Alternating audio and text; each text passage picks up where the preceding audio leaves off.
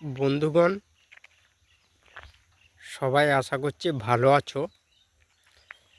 এটা হচ্ছে একটা শীতের সময় সকালেই ভিডিওটা করছি। ভিডিওটা আমার করার উদ্দেশ্য ছিল না, কিন্তু এই কিছু কথা বলার জন্যই ভিডিওটা আমি করছি। দয়া করে আমার সমস্ত বন্ধুগণ বা শ্রোতাগণকে কিছু কথা বলার জন্য আমি ভিডিওটা করছি, নাহলে করার ইচ্ছাও ছিল না। এটা হচ্ছে আমাদের গ্রামের নাম হচ্ছে দক্ষিণ দুর্গাপুর। ঠিকানা হচ্ছে কালনা, বর্ধমান। আমাদের গ্রামটা হচ্ছে হুগলি ডিস্ট্রিক্ট শেষ হচ্ছে আর বর্ধমান শুরু হচ্ছে। সেই হুগলি ডিস্ট্রিক্ট মানে শেষ হচ্ছে আর বর্ধমান শুরু হচ্ছে, সেই রকম বড় অর্ডারের কাছে আমাদের গ্রামটা। দক্ষিণ দুর্গাপুর, গ্রামের নাম কালনা, বর্ধমান। আমাদের থানা হচ্ছে কালনা, অনেকেই শুনে আছেন। তা শীতের শুরুতেই আমি এই যে ভিডিওটা এই গ্রামের কিছু সকালের ঐতিহ্য বা প্রকৃতি দেখানোর জন্যই এই আমি করছি। এইটা হচ্ছে আমাদের পিচের রাস্তা। এই রাস্তাটা বহুদিন আগে মোরাম ছিল। 2006-07 তখন আমরা হচ্ছে মাধ্যমিক পরীক্ষা দেবো, সেই রকম মুমেন্টে এই রাস্তাটা হয়েছিল।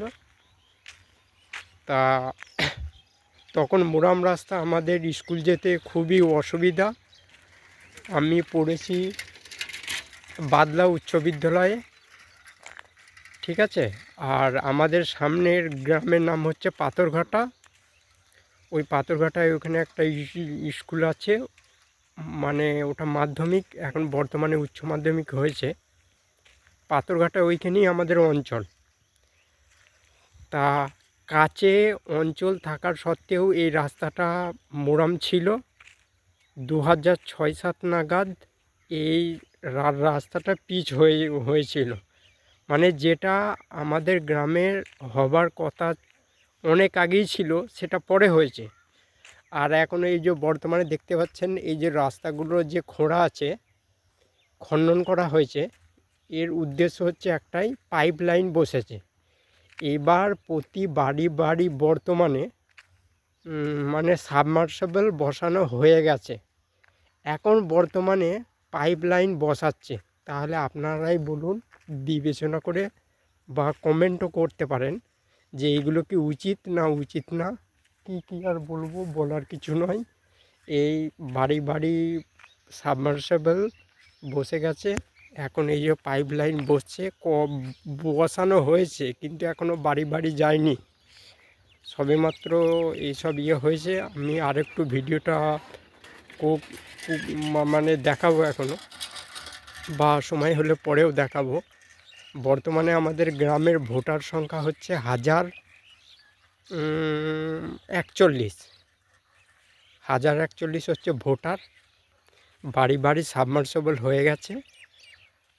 আর এখন এই পাইপ লাইন বসবে কিছুদিনের মধ্যে। তাহলে আপনাদের, যেহেতু আমরা গ্রাম অঞ্চলে থাকি, আর আপনারা হয়তো এই ভিডিওটা অনেক দূর দূরান্ত থেকে দেখছেন বা শহরাঞ্চল থেকেও দেখছেন, আপনাদের বক্তব্যগুলো একটু কমেন্ট করে জানাবেন। যেহেতু আমরা গ্রামে থাকি তো, আর আমাদের অত অভিজ্ঞতা নেই। আপনাদের বক্তব্যগুলো শুধু একটু বলবেন।